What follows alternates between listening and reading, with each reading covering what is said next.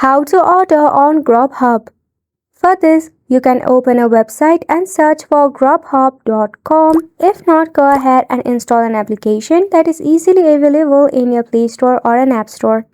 Once you have logged in, you will find an interface with all of the food items that you can select and order.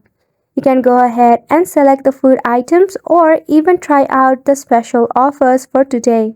If not, tap on the search icon and go ahead and search for the food item that you want to purchase. You can also order some of the liquor if you want to. That includes both alcoholic and non-alcoholic. Once you are done ordering up your food, at the top or the bottom, according to the version of the application, you will find a cart icon. Tap on it. Once you are in here, you will see your delivery option, which you can change to ASAP to as much as time you want.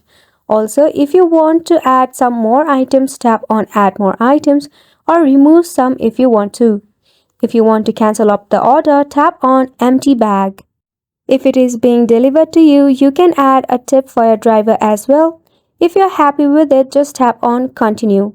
There is a feature of self-pickup as well, and they will notify you estimated time duration. Then you can go ahead and pick up your order by yourself as well. So make sure to go ahead and give this a try, and thank you so much for tuning in.